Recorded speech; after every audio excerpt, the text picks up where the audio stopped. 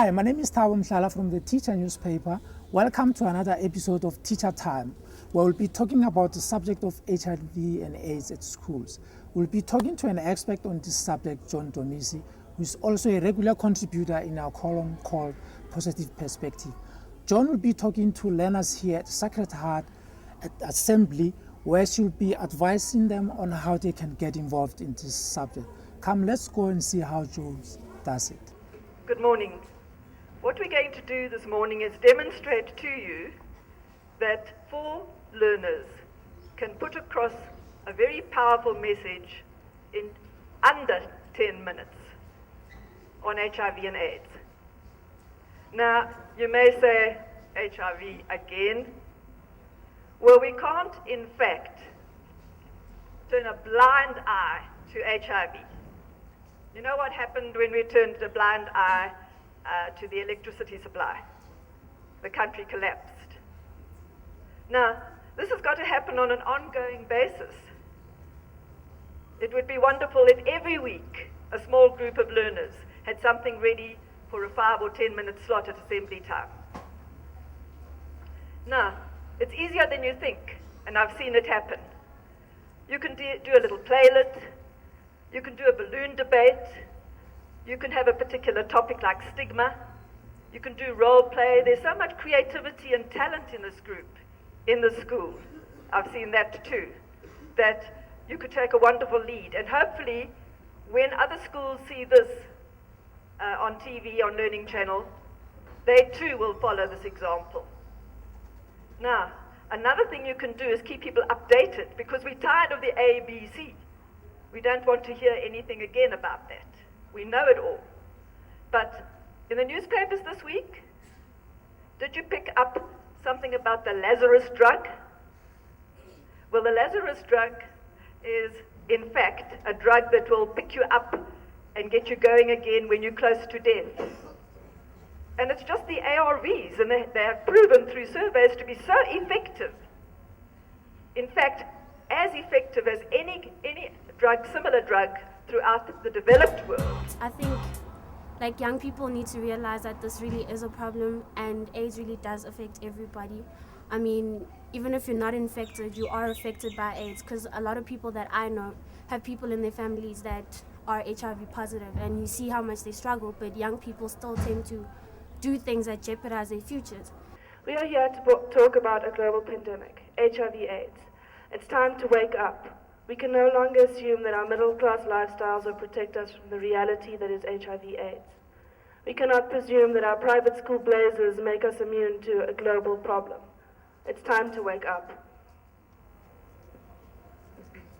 Question: what percentage of the population in South Africa is under the age of 20 years?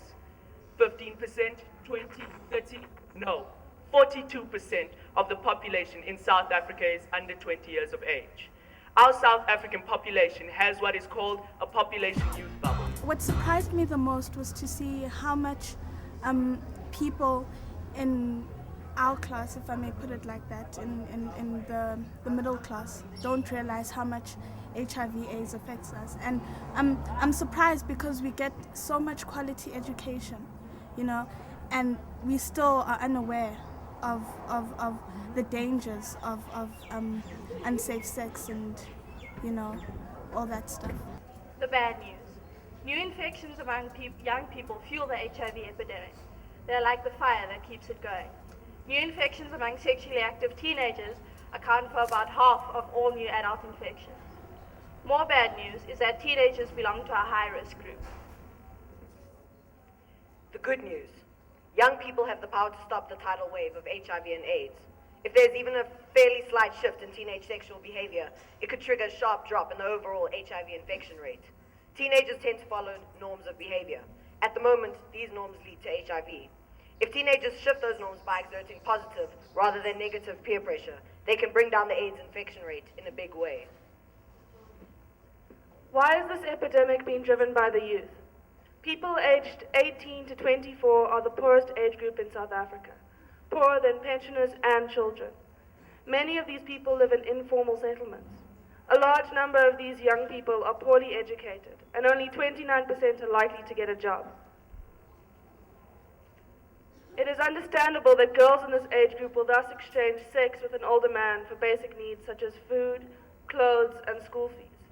She will not feel empowered to protect herself from HIV infection or pregnancy. In 2006, 72,000 schoolgirls fell pregnant in South Africa. But we cannot turn a blind eye on teenagers who are better off. Alcohol and drugs lead to irresponsible sexual behavior and violence. And I think like the country's future is also in jeopardy because we're not ready to face this problem. But I think like if we're gonna succeed as a country, as a people, we need to unite and like realize that this really is a huge problem and we need to fight the struggle together with knowledge and with all the skills and everything that we've been given. At Sacred Heart, learners are working towards professions and jobs of their choice. In Uganda, it was educated people who understood their African culture and the Western culture that took the lead in the fight to eliminate HIV. They helped change the thinking of the population as a whole. The result was a dramatic decline in the HIV infection rate. People such as us can become an important force in the fight against HIV and AIDS, not only in the future, but now as well. But a question we need to ask ourselves is, what can we as young people do to stem the tide of HIV or alleviate the suffering of poverty-stricken people living with AIDS? We turn for inspiration to Nelson Mandela. And I quote, "I admire young people who are concerned with the affairs of their community and nation, perhaps because I also became involved in the struggle whilst I was still in school." The cartoonist Sapiro made a different kind of statement. He drew a cartoon based on the famous photograph in which a young man carries Hector Peterson in his arms. The cartoon illustrated Nkosi Johnson in such arms. Sapiro entitled it "The New Struggle." As young as he was, Nkosi spoke up for people living with AIDS. the young people who want to become involved in the new struggle have a vote of confidence from Nelson Mandela, who said, "When I am with young, energetic people, I feel like a recharged battery. I say it's time we put this energy to good use and help in the fight to eliminate HIV."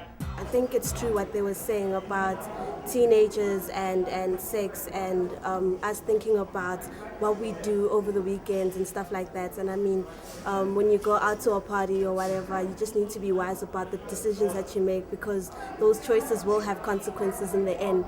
And I think that the fact that 42% of South Africa, I mean, the HIV pandemic, it's a big thing here in South Africa, and I think that we can, as the youth, try and stop it. We can cut down the rates of HIV and AIDS in South Africa and make ourselves like a better nation. And yeah, I think if we just, it's a matter of making the right decisions when you go out with your friends. It's just about self-control.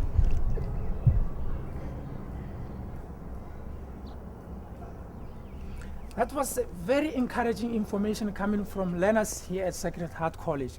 We would like to thank our expert, John Domisi, as well as the management of Sacred Heart College. Join us next time on Teacher Time.